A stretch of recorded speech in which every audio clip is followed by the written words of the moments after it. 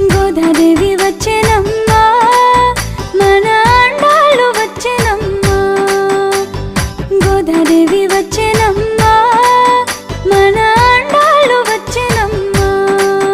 మన అండాలు వచ్చెనమ్మా